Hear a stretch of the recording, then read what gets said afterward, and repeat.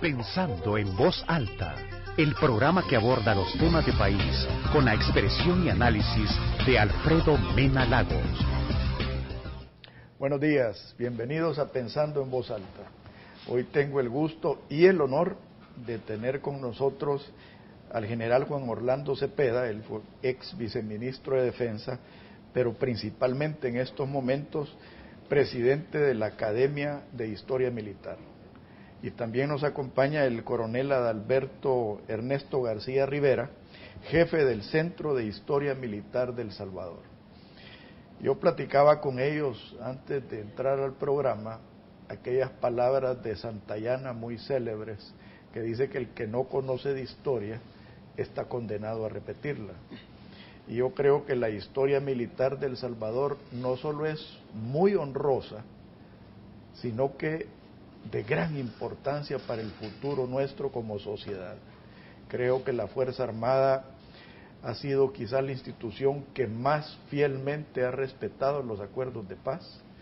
Creo que es la institución que se ha comportado con más profesionalismo en esta época de posguerra, y yo creo que la Fuerza Armada tiene un papel muy importante que jugar en nuestro futuro democrático. Así que con ellos analizaremos no solo la historia militar y el proyecto que ellos tienen, sino que también vamos a analizar del rol de la Fuerza Armada. Bienvenidos, es un gusto y un honor tenerlos. Muchas gracias, Alfredo, un gran gusto estar aquí contigo y pues hablar un poco de estos temas. Vamos a hablar de la historia militar. Creo que los pueblos, todos los pueblos absolutamente, los pueblos grandes, pues son grandes por eso, por sus gestas militares. La historia de los pueblos está muy unida a las gestas militares. Así que aquí me quedo para que comencemos y hable un poco del... Empezando contigo, Juan Orlando, ¿en qué consiste este proyecto de la Academia de la Historia Militar? Bueno, la Academia de Historia Militar es una organización sin fines de lucro, apolítica, una organización no gubernamental, no tiene ideologías definidas. Nuestra ideología o nuestro esfuerzo principal es contribuir a preservar y a engrandecer lo que se llama la identidad nacional. Y entendiendo por identidad nacional como aquellos rasgos característicos de un pueblo que lo diferencian de los demás pueblos y que nace quizás de las tradiciones, de las costumbres, de aquellos valores que el mismo pueblo considera como propios y que hacen la gran diferencia. Esos ceremoniales especiales, ya sea políticos, religiosos, culturales, las costumbres que están arraigadas en un pueblo, esos son los que dan la identidad nacional, la identidad de un pueblo. Y los pueblos que no analizan ese fenómeno que se va creando, que se va desarrollando en el alma de los pueblos, llamémosle así, el alma colectiva de las naciones, y que son que no analizan y que no respetan sus tradiciones, sus ceremoniales, digo yo que se desorientan y son fácil presa de otras influencias culturales, influencias políticas, influencias sociales. Entonces vienen los pueblos desorientados. Y yo sí creo que es tan importante que un pueblo mantenga y preserva y fortalezca su identidad, porque esa es la vida, es el alma colectiva del pueblo mismo, que hace la diferencia de los otros pueblos. Y hablar de eso, pues hay mucha profundidad. Los filósofos se extienden mucho en cómo se identifica el pueblo, por ejemplo, griego, el pueblo egipcio, el pueblo francés, el pueblo norteamericano, el pueblo mexicano. Para tener un ejemplo, ¿cuál es la identidad del pueblo mexicano? Nosotros hemos recibido una gran influencia. Ahí entra lo que se llama la geopolítica, las influencias geopolíticas, las influencias sociales, culturales. Por eso es que es muy importante hablando de historia, reconocer el sistema, yo diría el sistema educativo, cómo están esas aristas de una pirámide que nos llevan hacia el desarrollo, hacia el crecimiento. Recordémonos que la historia es cíclica. Hay ciclos en la historia de los pueblos, ciclos o picos culturales de desarrollo, lo que llaman los historiadores las épocas de oro, pero también hay depresiones, baches, que caemos en hoyos culturales. Entonces, una de las tareas de la Academia de Historia es analizar todos esos sucesos, todos esos fenómenos que han ocurrido, no solo de la independencia para acá, porque la historia militar, a pesar de que nuestro ejército, llamémosle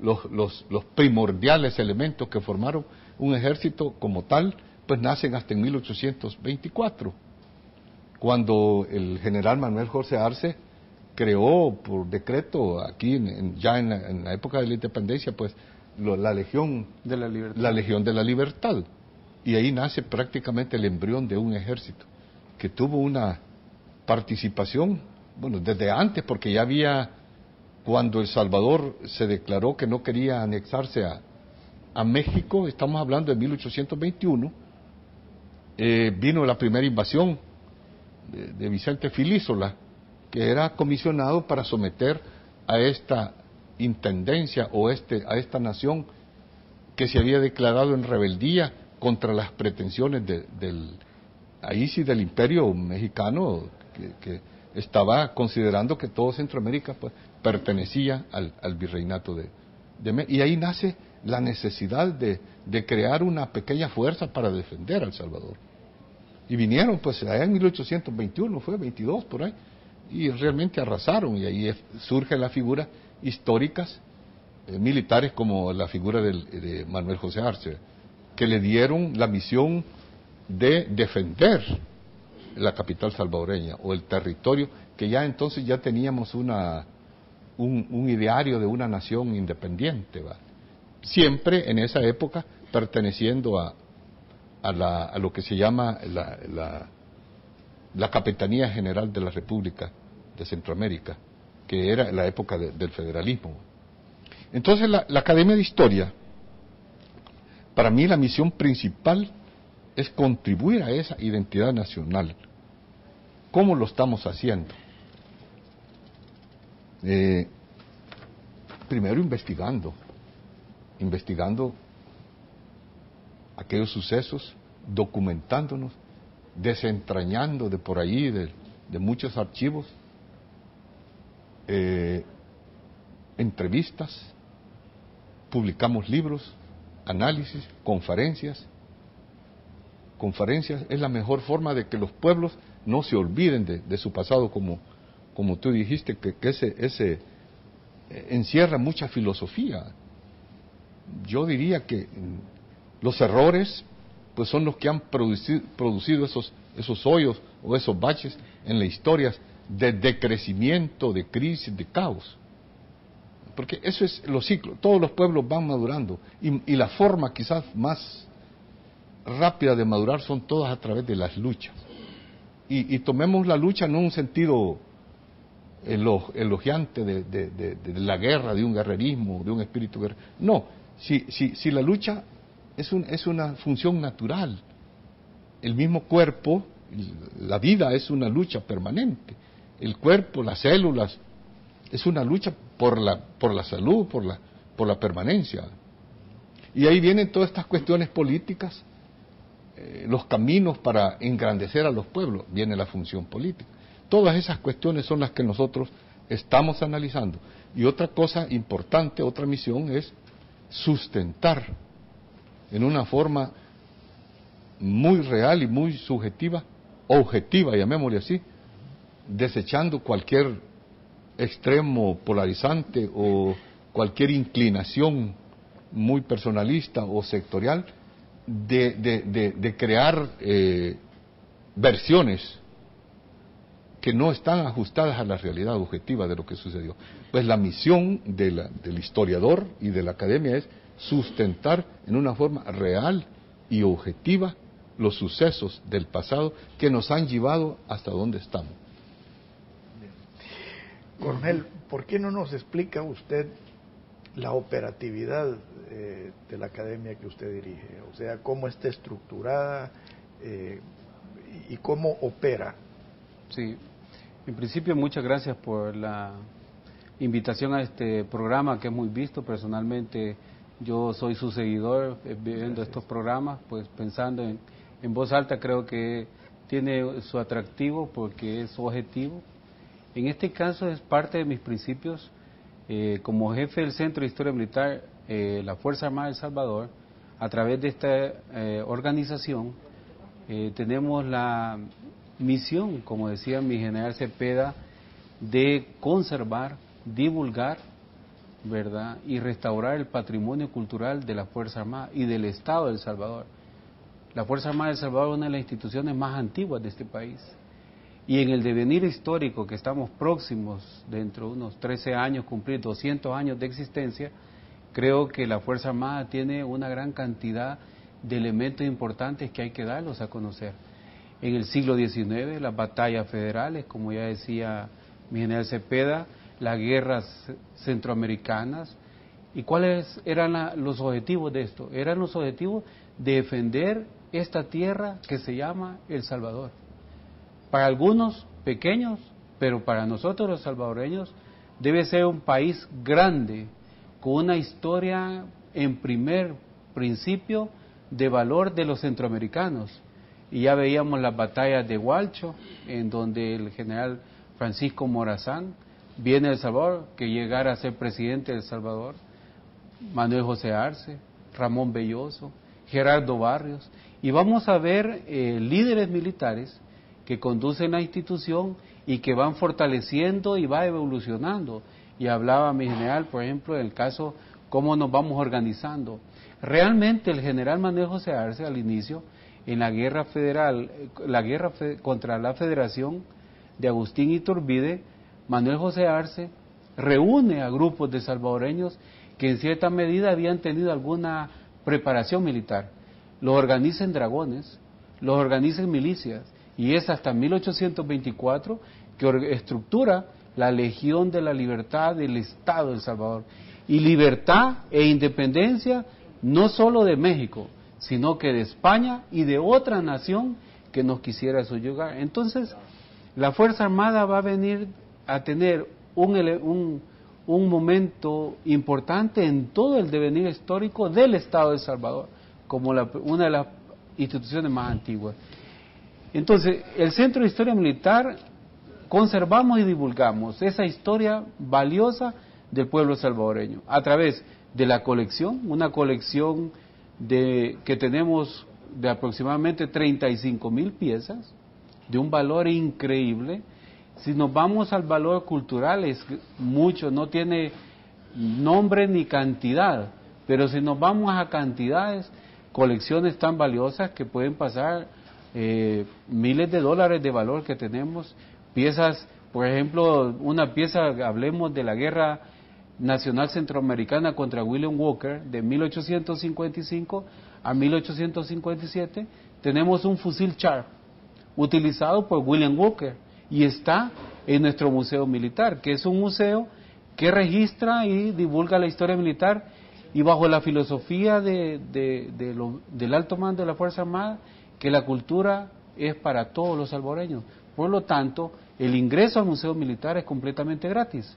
Por eso es que a este momento tenemos una gran cantidad de ingresos, centros educativos, vienen turistas de otros países que nos visitan y conocen nuestro museo y conocen el trabajo que nosotros estamos desarrollando.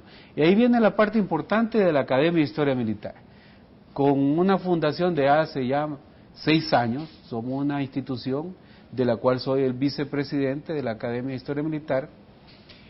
Esta institución va a venir a reunir no solo a militares, sino que a civiles.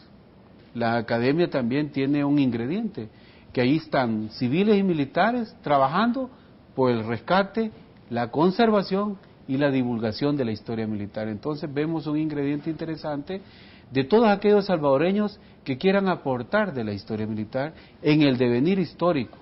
Precisamente hoy que estamos a punto de conmemorar el bicentenario, tanto de la independencia de El Salvador como la fundación de la Fuerza Armada. Y así es importante ver el trabajo que tenemos tan delicado de conservar y divulgar, porque la colección tiene que ser restaurada, tiene que ser divulgada para que nuestro pueblo la conozca. Y no solo nuestro pueblo, sino que también la gente que vive en el exterior, ¿verdad? Yo como piloto, aviador, me duele que se hayan perdido aparatos como Corsarios, como Mustangs y tal vez los anteriores. Sí.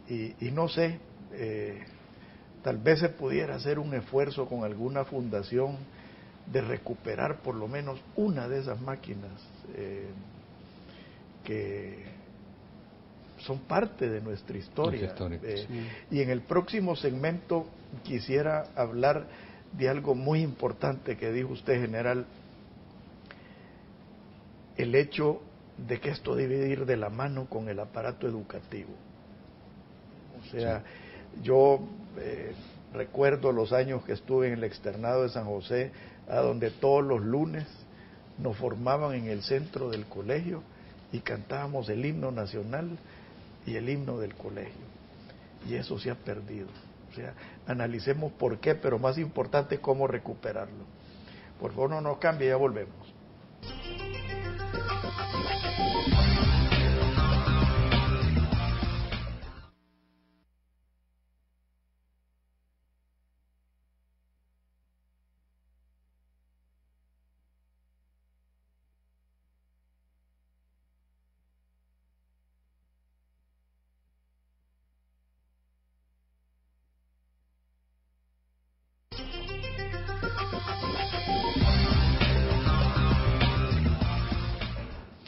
General, ¿qué piensa usted de aunar esfuerzos con nuestro aparato educativo y recuperar esos valores que habló? Bueno, eso sería una cosa admirable, porque nosotros pensamos en el futuro y sobre todo en las nuevas generaciones que vienen, que no conocen la historia, por ejemplo, de este conflicto pasado. Yo lo siento muy reciente, a pesar de que ya pasaron 21 años, pero como que las causas, los orígenes, más que todo las motivaciones que generaron el conflicto están por ahí presentes y siguen ejerciendo una tremenda influencia en la sociedad, en la vida de nuestra sociedad, de nuestros pueblos. Y ahí es donde jugaría un papel importantísimo el sistema educativo, los programas, para conocer la verdadera historia, por qué se dio ese conflicto, con el objetivo de no volver a repetir. Yo aquí me atrevería a decir que no nos, sin envidias ni rencores, diría, no nos ceguemos por los errores del pasado, o no permitamos que los errores del pasado nos empañen nuestra visión de futuro. Yo diría como una, quizás como un principio. Ok, la guerra pasó, pero la guerra no fue una guerra de 12 años, que fue la expresión de violencia militar, sino la guerra tiene mucho arraigo, muchos orígenes, no solo internos, sino externos, de origen político, de origen cultural, de origen económico, social, todas estas cuestiones que nacieron con las nuevas corrientes de la lucha de clases, y también eso de aferrarse al poder de una nación, a querer conducir y dirigir, o creerse depositarios de los destinos de un pueblo, de una nación. No, la democracia es amplia y es la gran verdad. Si nosotros logramos hacer una coordinación, si nosotros, digo, en el sentido como sociedad,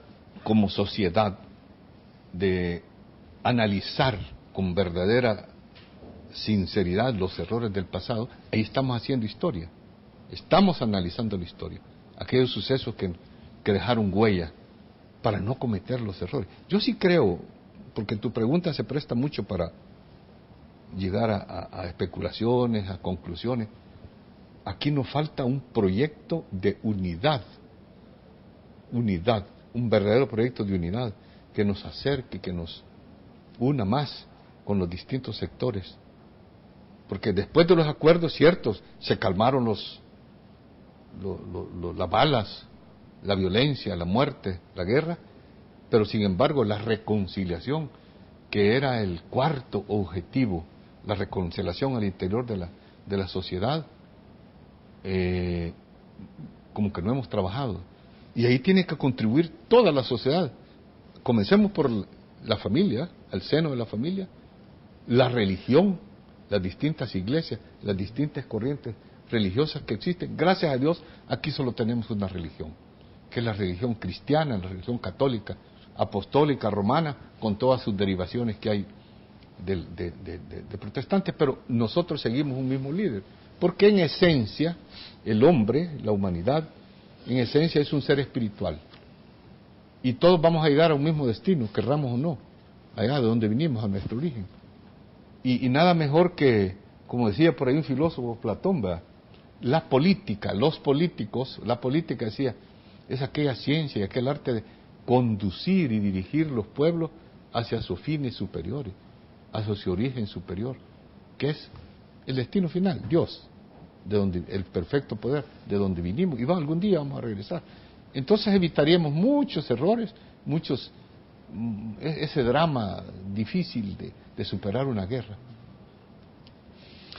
Coronel, fuera de cámaras, volviendo al tema de su institución, me contaba que hay ciertos aparatos que están en existencia, sí. Y a mí me interesa de sobremanera y les ofrezco mi humilde colaboración en tratar de recuperar los demás.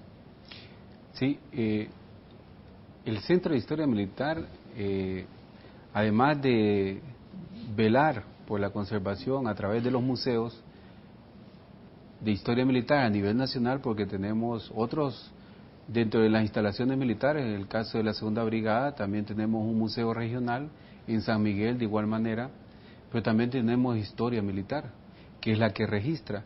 Precisamente, y usted como piloto lo va a entender, tal vez usted ha tenido conocimiento, el día de ayer estuvimos con mi general Cepeda en la Autoridad de Aviación Civil y Reserva, en donde el doctor Ruiz Izaguirre donó una fotografía de un avión Spitfire que fue utilizado por la Real Fuerza Aérea de Inglaterra en el marco de la Segunda Guerra Mundial.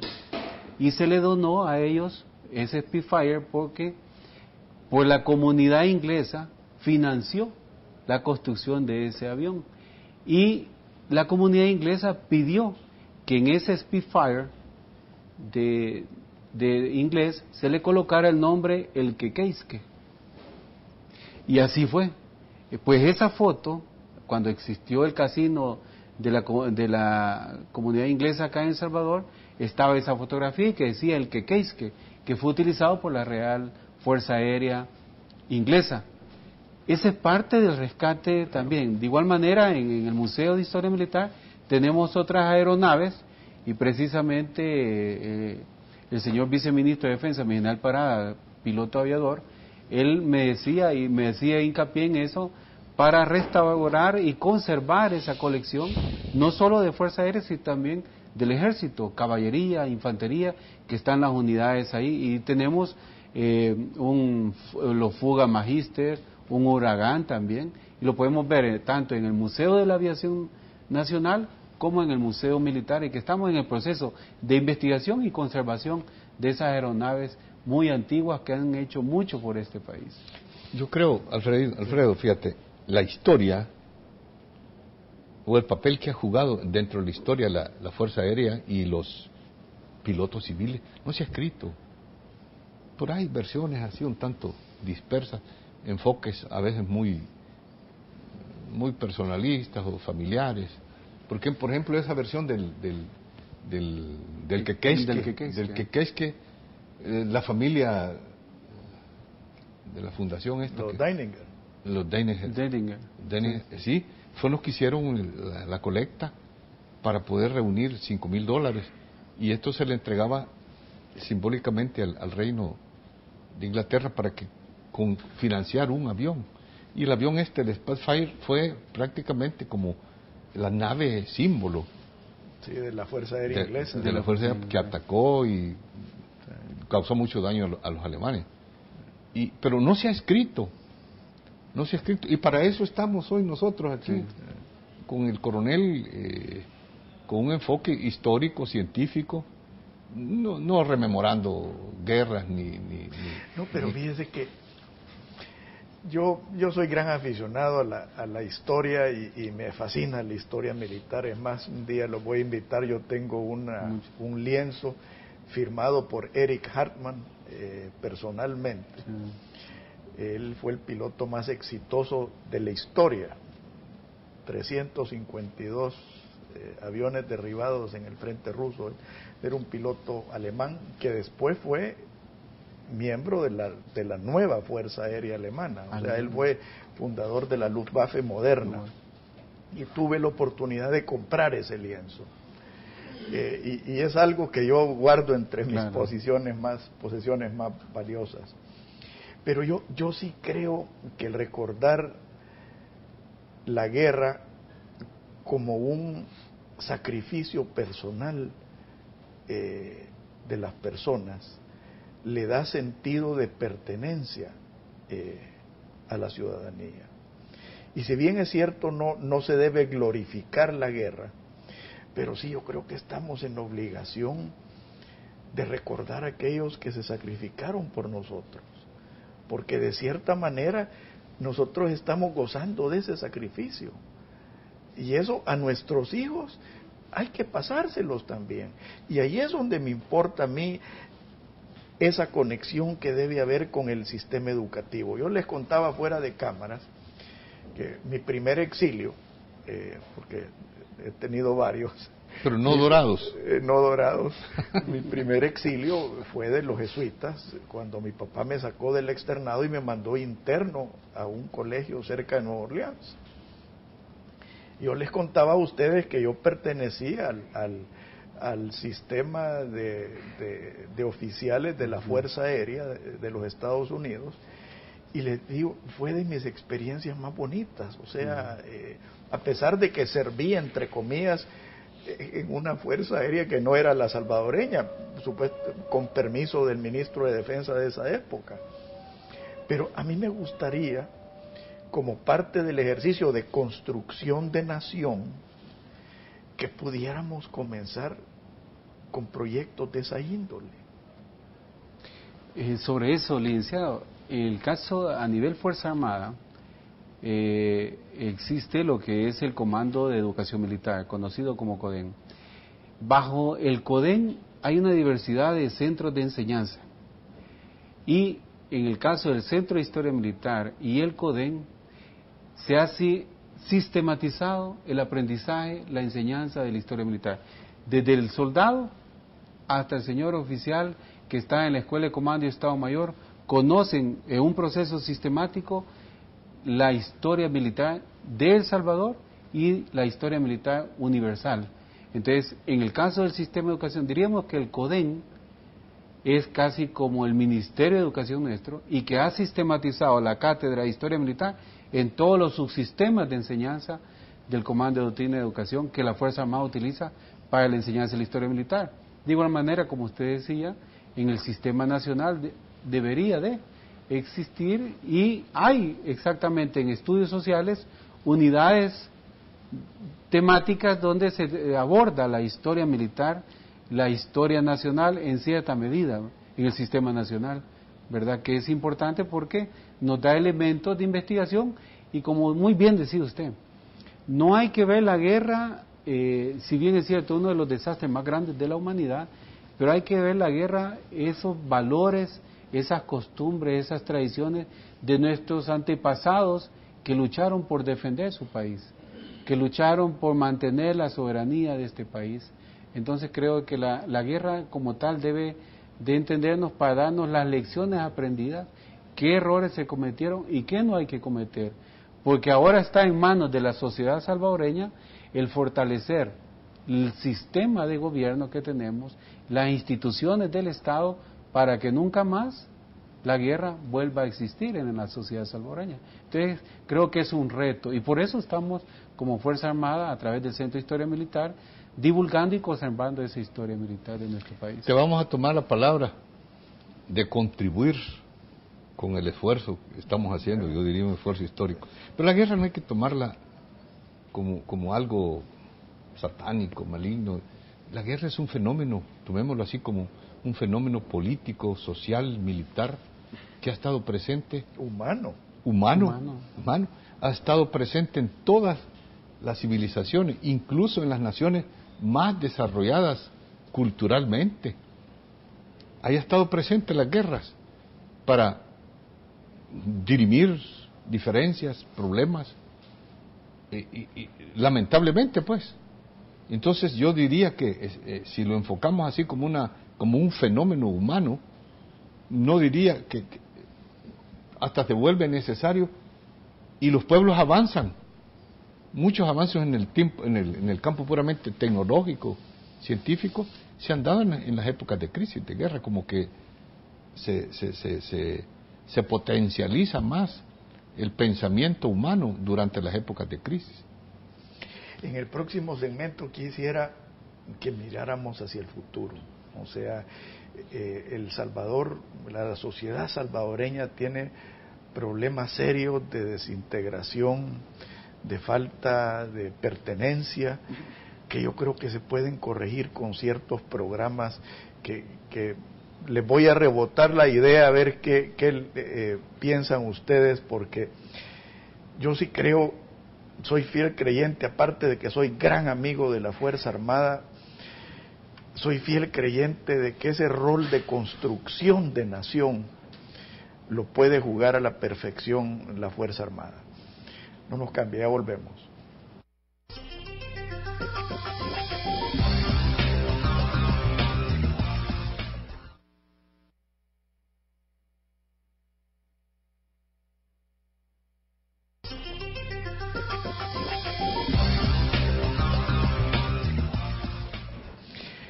En los años 30 y 20 en Alemania, me recuerdo que se hicieron, no me recuerdo, pues he estudiado y he leído la historia, que se hicieron clubes de deportes liderados por oficialidad del ejército alemán.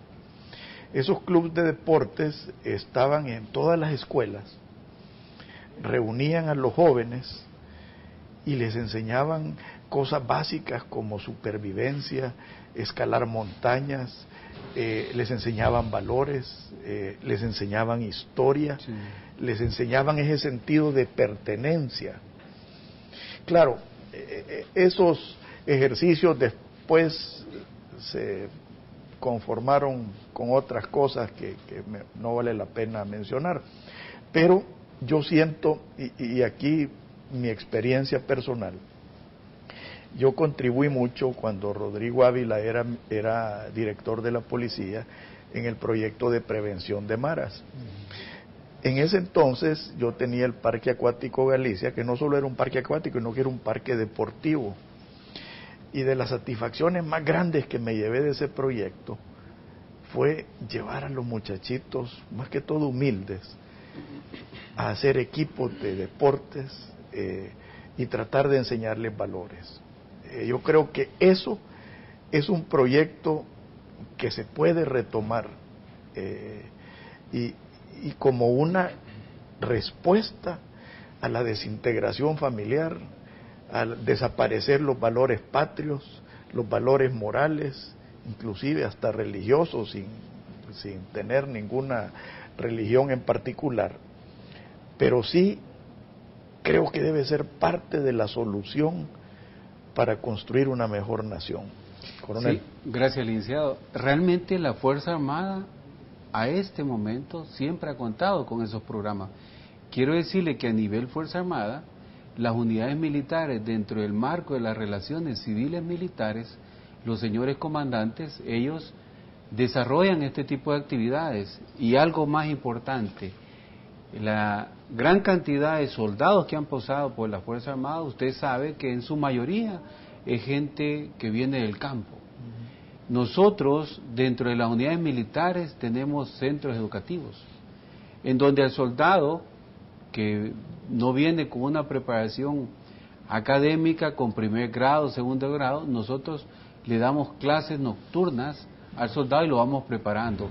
En su proceso de formación del servicio militar, este soldado sale con un 9º grado, con un 6º grado, o también puede salir con una preparación vocacional. Un oficio. Un oficio, para que sea con un valor importante para la sociedad, electricista, fontanero, carpintero, hasta músico inclusive, porque utilizamos las bandas de música para dar cursos de instrumentos de musicales. Entonces sí, la Fuerza Armada cuenta con esos programas y de igual manera se hacen campamentos.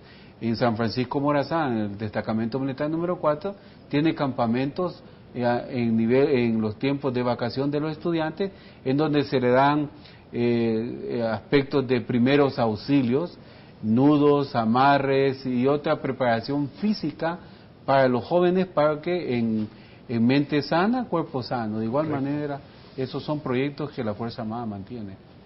General. Bueno, yo digo que esta plática, esta charla, pues ha sido bien interesante. Te tomamos la palabra de cómo construir un futuro mejor para nuestra nación. Para poder evaluar, para arrancar de dónde estamos, yo diría que hay que evaluar, hay que partir de un diagnóstico de la realidad, cómo estamos. Y la mejor forma de evaluar quizás una civilización o una nación, un país, veamos primero su sistema, su cultura y educación, su sistema cultural educativo, veamos su sistema político, veamos la ciencia, la tecnología, la parte también de la religión, hacia dónde nos están llevando. Aquí lo que nos está haciendo falta, yo creo que hay ya algunos rasgos como indicadores de que vamos a superar esta etapa triste, porque aquí la violencia de tipo delincuencial por motivaciones ahí de el dinero fácil, que el crimen organizado, la drogadicción y todo eso que ha invadido nuestra sociedad, yo creo que se va a superar. Tenemos que superarlo. Y yo sigo pensando que nos falta un verdadero proyecto de unidad nacional. Y muchos de los políticos hablan ahí de crear un ideario de nación que más allá de las diferencias, ideologías, de políticas ideológicas o de los ambicionismos extremos, que pensemos desprendernos un tanto de esos ambicionismos y pensar en lo que tú decías, una nación. ¿Qué queremos? ¿Cómo queremos una nación? Porque si vemos aquí un pequeño factor que nos ha hecho mucho daño, mira, la parte cultural, la educativa, veamos la música, las aristas de una pirámide, la música, ¿cómo está? La música quizás es la magia, el alimento del alma, para elevar al hombre hacia lo divino, hacia el orden, hacia el equilibrio. Ahorita la música, los líderes grandes de la música solo tienden a fortalecer o a adular aquellos instintos de los bajos sentimientos, el odio, el rencor. No, y a veces son dos mujeres, un camino. No, y a veces son mentes enfermas. Mentes enfermas. O sea, que están enfermando a la juventud y a la niñez. La etapa de la música clásica del siglo XIX y XVIII, que elevaba al hombre, de las grandes orquestas, como que pasó. Y hoy tenemos grandes líderes musicales, como Bronco, como la figura esbelta. Y que algunos glorifican el crimen organizado. Así es. O sea, en bajos instintos. Es una tergiversación. Hacia abajo vamos. los líderes musicales, los grandes héroes musicales, líderes musicales, yo diría, las canciones como La Lambada, La Sopa de Caracol, esas son la música que se mete en el pueblo. Es un elemento. La pintura, volvamos a la pintura, que es un rasgo cultural. Yo le digo, a veces no entiendo cuando van a exposiciones y no se entiende las pinturas, la famosa surrealismo cubista, que hay que fumarse un puro quizás para entender, porque yo no lo entiendo, ese tipo de pintura. Y si nos vamos a la política, ¿cómo está la política? La política, como decía y lo repito, es el arte de conducir de los pueblos hacia sus fines superiores. Pero ¿cuáles son los fines superiores? Aquí, bueno, ustedes son militares y conocen muy bien de von Clausewitz, que decía que la guerra era la política a través de otros medios. Pero estos perversos la política ahora, se convierte en guerra. Ahora ocupan la política para la guerra a través de otros medios. Sí. Y entonces están tergiversando valores, minando principios, lo que antes era incorrecto hoy es vivada. Entonces eso tiene que ver con la historia. O sea, yo creo que la historia nos debe hacer reflexionar para ver hacia adelante. Pero volviendo al tema del esfuerzo loable que están haciendo ustedes, yo tengo un primo que es historiador, descendiente directo del general Manuel José Arce. Él se llama Pedro Escalante Arce. Él en realidad es Pedro Escalante Mena, sí, pero yo le digo que su nombre artístico es Pedro Escalante Arce. Yo creo que Pedro estaría dispuesto a colaborar con ustedes entusiastamente, porque es un proyecto, especialmente si se le pone a este proyecto una mente hacia adelante, o sea, de generar sociedad, de generar principios, generar valores y crear instituciones y estructuras que nos conlleven a eso. Tenemos una excelente relación, intercambio de ideas, principios con Pedrito, y él realmente hemos hecho trabajos conjuntos. No hemos enumerado todo lo que hemos hecho, porque ahí estamos, como dice, bregando, abriendo surcos, sembrando semillas, y Pedro es un elemento valioso, ya es legendario, claro, como historiador, y tenemos también, así como él, a Luis Lobo Castelar, el otro, historiadores que les gusta esta cuestión de la historia, y hacen historia, no solo leen el principio de un libro, sino hacen historia y analizan. Pues hagamos historia, coronel. Pues lo que le decía mi general, y lo que al inicio hablamos, realmente la Academia de Historia Militar no solo es para militares, también es para civiles. Es para civiles. Por lo tanto, tenemos muchos civiles. Hay muchos miembros de la Academia Salvadoreña de la Historia, que la preside el licenciado Pedro Escalante, y hay unos miembros de la Academia Salvadoreña que están en la Academia de Historia Militar. O sea que el trabajo, y lo va a ver en el futuro, y lo invito a que conozca estos proyectos, porque vamos buscando en resaltar aquellos hechos valiosos como la batalla de Hualcho, la batalla de Coatepeque, que en este mes de febrero se cumplen 150 años de esa batalla, en donde se libró la guerra entre Guatemala y El Salvador, entre el general Gerardo Barrios y el general Carrera. Entonces hoy que se cumplen 150 años es parte del rescate de la historia militar de El Salvador, y que trajo muchos héroes y muchas tradiciones y costumbres en el devenir histórico. Poniendo manos a la obra, yo conozco de varias instituciones educativas privadas que creo que verían con simpatía iniciar proyectos en conjunto. No puedo hablar de las instituciones nacionales porque sabemos que tienen sus problemas ahorita, pero de eso puede ser para posteriori. Pero ¿han pensado ustedes hacer una asociación con instituciones privadas para iniciar este tipo de proyectos? Y no solo me estoy refiriendo a instituciones de educación primaria y secundaria, hay institutos universitarios que creo que verían con buenos ojos este tipo de proyectos.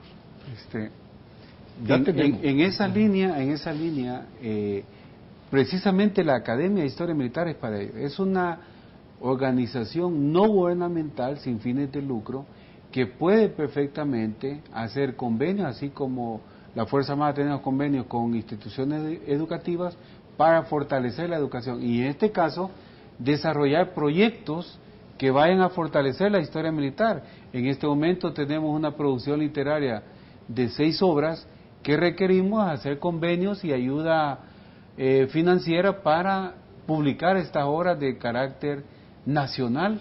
Entonces, en ese sentido, la Academia de Historia Militar sí desarrolla a través de otras instituciones convenios para tanto publicaciones e investigaciones históricas y que en ese el trabajo estamos tratando de fortalecer eso para que tanto otras instituciones fuera de nuestro país nos puedan ayudar, como podría ser la Embajada de Italia que está apoyando a la cultura, la Embajada de España que tiene fondos para los aspectos, fortalecer la cultura, o la Embajada Americana con los fondos del señor embajador, que también nosotros participamos en proyectos de restauración y proyectos de publicación de obras literarias. Yo creo que no hay que olvidarnos de Chile. Antes de entrar al programa hablábamos de los vínculos históricos que tiene el ejército chileno y el ejército salvadoreño. Es más, un gran presidente de Chile estuvo aquí en El Salvador fundando la escuela militar. Creo que todo eso vale la pena revivirlo, pues, y ver hacia adelante qué se puede hacer. De hecho, tenemos aquí para este año una tarea de publicar. Nosotros tenemos 5 tomos de historia militar del profesor de Hilarín, que es nos hemos impuesto esa tarea de publicarlo, al menos siquiera 2 o 3 tomos, sin modificar pues todos los conceptos que ha hecho, pero escribir un poco de comentarios, como han hecho con todas las obras de Maferrer, de Salarrué, de Gavidia, de Claudia Lar, que son, digamos, nuestros pilares referentes en la cultura. Literarios, digamos, como David Escobar Galindo, que son referentes en las plumas mejor calificadas de nuestra historia, de la literatura. Todo está ligado también con la historia militar. De verdad que no puede separarse, digamos, las gestas militares. La guerra de Honduras, por ejemplo, un suceso tan triste, deplorable, pero se superó. La guerra de los 12 años se superó. Yo veo el futuro con mucho entusiasmo, no lo veo tan oscuro, sino creo que vamos mejorando, hemos hecho mucho, hemos llegado mucho, y la reconciliación, creo yo, los niveles de confrontación tienen que disminuir, hacia eso vamos. Eso es mi deseo y mi predicción, diría yo, pues pero tenemos que trabajar mucho. Ustedes que son, diría yo, divulgadores y tienen la capacidad de generar conciencia y generar opinión, creo que nos pueden ayudar mucho para que divulguemos estos objetivos que tenemos. Presentación de libros, conferencias, charlas, que nos necesita mucho más que toda la juventud. Pues en mí tienen un humilde colaborador y gran entusiasta de lo que ustedes están haciendo. Como les dije anteriormente, no solo me fascina la historia, sino que me fascina la historia militar. Y en ese sentido yo creo que hay un gran campo. Estoy de acuerdo con usted, general, de que se ha hecho mucho, pero también queda mucho por hacer. Y ese mucho por hacer lo tenemos que hacer todos. O sea, parte de la reconciliación es tomar conciencia de las obligaciones que tenemos. Aquí la sociedad moderna es muy dada a demandar derechos, pero se olvida de las obligaciones. Y esa es parte de la conciencia que tenemos que crear. Bueno, yo siempre repito, no dejemos que los errores del pasado nos enturbien o nos desorienten en nuestra visión de futuro. Si queremos construir un país digno, un país donde podamos tener oportunidades, todos, oportunidades, que el sistema de educación, la cultura, los bienes de nuestra nación, bienes económicos, los bienes políticos también, estén a disposición para todos, por igual. Los privilegios o las prebendas creo que le han hecho mucho daño a nuestra sociedad, a nuestra nación. Yo creo que tenemos que encauzarlos hacia eso, a evitar esas prebendas y esos oportunismos. Yo creo que los privilegios hay que evitarlos. Quizás los únicos privilegiados tienen que ser los jóvenes en su sistema educativo, en su formación. Yo aquí termino. Muchas gracias. Como les dije al principio, para mí ha sido un honor y un gran gusto tenerlos aquí. Creo que este programa lo va a ver mucha gente y lo va a hacer reflexionar. Y tal como se los dije el lunes en la mañana, no están solos. Tiene mucha gente que está con ustedes. Muchas gracias. Muchas gracias. Muchas gracias. Gracias, Alfredo. Un gran gusto. Igualmente. Gracias. Que Dios los bendiga a todos. Muy buenos días. Pensando en Voz Alta, el programa que aborda los temas de país con la expresión y análisis de Alfredo Mena Lagos.